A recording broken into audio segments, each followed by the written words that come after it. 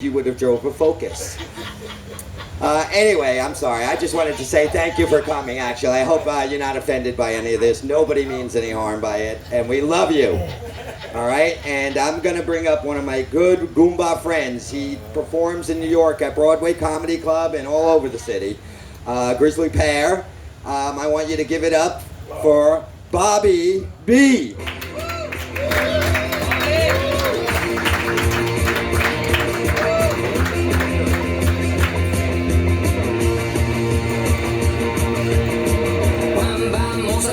Sur mon lit à bouffer sa langue en buvant prends mon whisky quant à moi un peu dormi.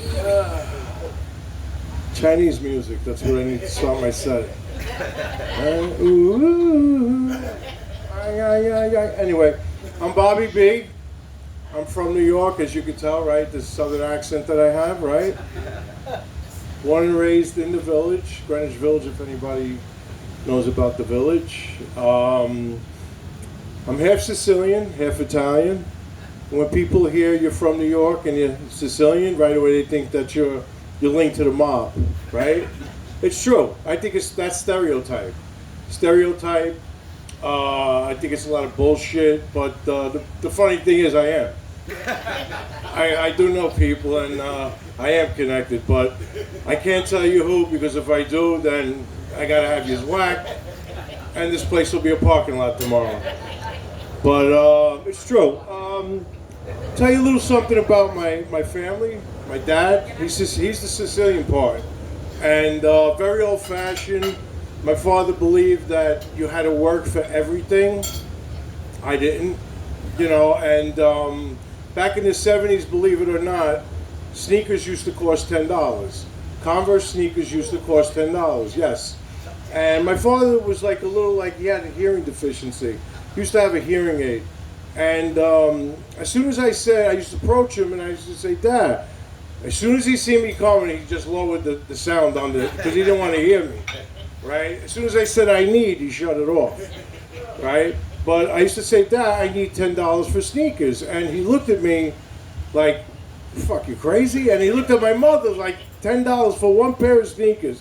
See, the difference is like my $10 and my father's, I could get one pair of sneakers, but my father's $10, he could get 4 pairs of shoes. With the $10, go on vacation and still come back with change. It's true. I used to bust his balls. I used to say, Dad, you know what? If it cost you $1 in the morning to get dressed, you'd walk out cock and balls naked. Is it right? And he looked at me, he's like, you never knew what I was talking about. That's why when he was deaf and everything, the fucked up thing was like we had a lot of mirrors in the house and I used to talk under my breath. And one time I got hit with a shot in the back of the head and I go flying. And I'm like, what the fuck? I looked at my mother, I go, he's deaf. She goes, yeah, but he reads lips. Look at the fucking mirror, you dummy. And I learned from that. But anyway, Italian wakes. A lot of things have changed over the years. Like today, like a wake, funeral, whatever they call it, right, today, viewing. It's usually one day, right? They have one day to viewing and the next day to burial. But not back in the 70s. It was like a 3 to 4 day event. Right? And you know what I'm talking about. It's Italians just love to cry and they love to be miserable, and it's true. We do. Like well, day one of the wake, it's like everybody is like all the old ladies, especially my aunts and everything, they're crying. Who's screaming, who's crying, who's take her outside, give her a cigarette, do this, do that. And it should have been me. Why is it you? Move over. Let me get in the coffin. And these are all the old ladies. All my, yeah. And they're annoying. It's like, you know what? I understand and everything, but this is what we feast on. This is why they have it for 3 or 4 days. It becomes an event. By the second day, all of a sudden you walk up like there's like platters of food in the corner here. Who's playing cards over there? Who's singing Italian songs in that corner? Who's drinking and getting drunk in that corner? And this is how it is with Italians and everything. They're forgetting. It's like there's a body in a box in the corner over there, but they don't care. They just, now they're having fun. Now they're talking up a storm and talking about old shit. And by the third day, it's like everybody is out of gas. Like all the old women, like all the old ladies, like they're dry. They can't cry anymore. They can't scream. They can't yell. But the funny thing is, it's like you got about 4 or 5 old women, well into their 70s, right? With a limited time left on this earth, right? So what they do is they have rosary beads, they have the black outfits on and everything, you know. And there's that limo, like the day of the burial, there's that limo that follows the hearse, right? And they're all like pulling numbers to see who's gonna sit in that fucking thing on the way to the cemetery. Only because now, after like 40 or 50 years of hoovering around, now they want to get in good with the guy up there, right? So like they're like, no, I want to go. And they all cry and everything. And I don't know, like I said, it's a shit show. Italian people, I mean, we're crazy. I got this crazy cousin Vito, right? Real fucking. Does anybody know what Vito means in Italian? No? It means moron. Idiot, asshole. This is what my cousin was. He's a store-bought wise guy, this kid. He gets the outfit and everything. He wears the black, really shiny shoes, and he's got the jewelry on. He's got the hair slicked back. Every time he goes out, he wears about 5 gallons of Paco Rabanne. You can smell him like a mile away, this kid. And the funny thing is, like, I can't understand the way he talks. If you think, you can't understand me. This kid, he sounded like fucking Scooby-Doo. Like, it used to say, like, hey, Vito, what you said, typical thing, like, all right, listen, we're going to get going. Vito used to go, all right, listen, we're going to go. I said, what, Vito? All right, we're going to get going. All right, Vito, okay. All right, whatever. So, this is the same guy. Remember I told you he's a moron? I went fishing with him one day. And small rowboat, we hooked this big fish, right? The fucking thing's flapping all over the place. And I'm like, Vito, get a hold of him. We're trying to grab him and everything. He's getting nervous. He's screaming. He's like, I don't know what to do. I said, grab him. Hold it. I said, cut the fucking line on the guy. He goes, let's drown the motherfucker. It's a fish, Vito. It's a fish. Talks about disrespect and respect all the time, right? We go into this pet store one time. There's about 5 puppies, right? He goes to pet one of them, and they bit him. Like, and he pulls back, and he's like, you motherfucker. I'm like, what are you doing? It's a fucking puppy. Cocksucker disrespected me. I said, Vito, it's a fucking puppy. So now I said, let's get out of here. 15 minutes, we're into the ride home. He's like, turn this fucking car around. I gotta go smack that dog. He said, motherfucker. I said, nobody disrespects me. I said, Vito, keep watching The Sopranos. That's good for you. I don't know. It's just, shit, man. He's an idiot. I mean, he's single too. If anybody wants his number, there's no women there, but then you wonder why he's single. A lot has changed. Italian weddings, I hate them. I fucking despise them. I mean, honestly, 250 people in one room that hate the shit out of each other. These are phony motherfuckers. I'm one of them. I know. So the funny thing is, it's like, you dread hearing about a wedding. Oh shit, the wedding's coming around the corner. I ain't going to that wedding. And how do you know? Is everybody that sends out a wedding invitation, it's the size of a fucking diner menu. You ever see them? They're that fucking big where you can't miss it. And you argue. I argue with my wife. I ain't going. I'm going. I ain't going. I'm going. You're going. I ain't going. I'm going. I'm going. Like, this goes on from now, since you get the invitation till the wedding. So you wind up going, right? And then you're like, I ain't sitting with these fucking people. I don't care. I ain't sitting with them. Don't worry about it. Don't worry about it. She says, you know what? Don't worry. Just go and have a good time. So now the thing is, you get there and you dread going to that board that has the seating plan, you know, and the names, and you walk up to it slow and you're like, please don't, I don't want to sit with them. Fuck, I said, motherfucker, we're sitting with these cocksuckers, right? So I told you, right? She's like, well, that's all right. Make the best of it. Now you go sit down at a table with 8 people. 6 hate each other. 6 people at that table hate each other.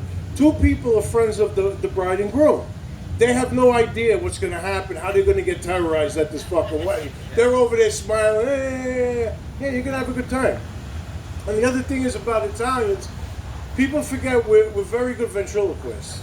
Very good ventriloquists. We were born with that. You don't learn it. And the reason why I say this is because we have that ability to look straight at somebody, right? Somebody that you fucking hate.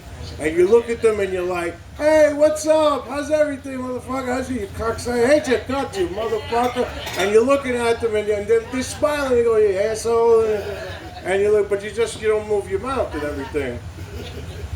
The wedding itself you get disgusted when you walk in. It's like, you know who the people are, you know who's going to be singled out, you know. And then with my wife, and then you got the other way you can speak. You know, you're looking at somebody, and there's somebody, she's really disgusting, passing by, and you go like this, and you're like, this fucking pig, right? And then you turn your head, how you doing? Yeah, good. Where'd you get the makeup at the fucking funeral parlor? I said, Jesus Christ, what a fucking pig, man. And you're like, Jesus Christ. Then you get that one aunt, that one fucking aunt. She's like the family hooker. She's like the pig, the town pig. It's like she shows up, always drunk, right, kissing everybody, and like, my aunt, hey, call my Aunt Camille. Aunt Camille, what are you doing? She gets drunk out of her fucking mind, and the worst thing is when she goes on that fucking dance floor to dance, she takes those shoes off, and you look at them and you're like, I go like this to my wife, she took the shoes off. Oh my God, I says, not only is she hammered, look at those fucking toes. I said, one toe's going left, one toe's going south. I said, Jesus Christ. I used to tell Aunt Camilla, do me a favor, next time you buy a pair of shoes, throw the shoes out where the fucking shoe boxes, cover those fucking dogs, because there's like, we call it disgraziato in Italian. But yeah, I mean, like I said, there's a lot of crazy shit. When you give money now, when the Italians give money at a wedding, used to give like a check, write a check out for $400, whatever, or used to give 4 $100 bills. Now we don't. We go there with an open envelope. There's different denominations. You got 20s, 10s, 5s, and 1s. Why? Because you're going to start taking money out of that when they start fucking you. You pull up right away. There's the valet. They make you wait 45 minutes. You pull 10 out. You go up. The speed rack liquor sucks. I ain't drinking this shit. 20. The food sucks. The steak sucks. It had a fucking. It was tough. 50. By the time the bride and groom get the envelope, there's enough like for them to buy a Happy Meal. You started with $400, they get like $10. This is the Italian way. This is how fucking crazy we are. The other thing is, like, Italians hate to say goodbyes.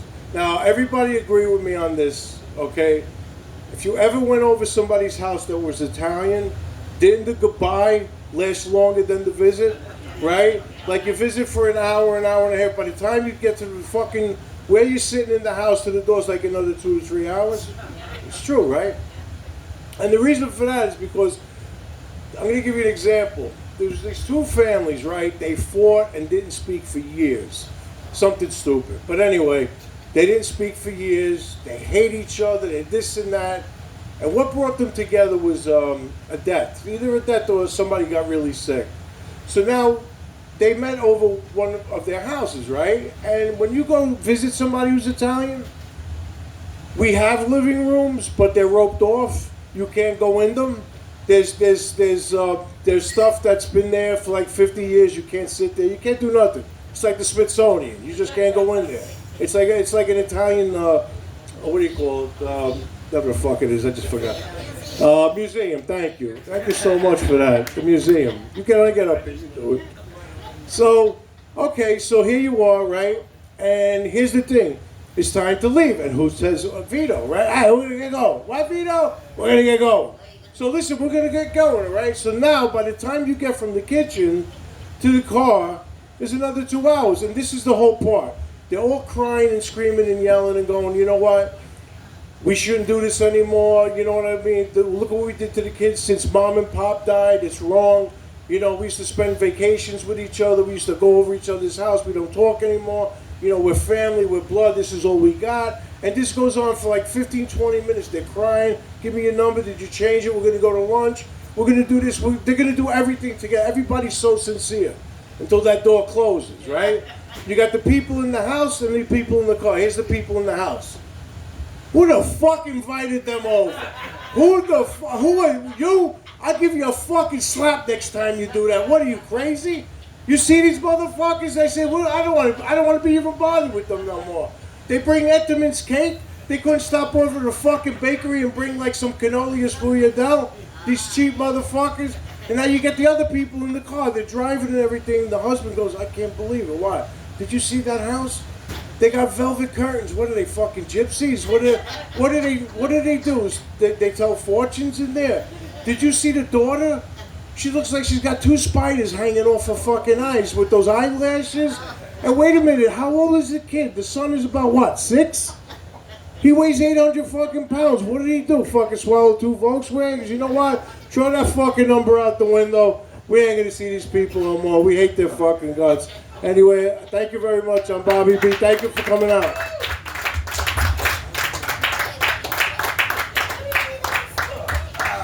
Give it up for Bobby. Way to go. You guys are having a good time tonight. I am too. I used to do a lot of drugs, but now I'm down to 2. It was 3, but I had to quit smoking weed. They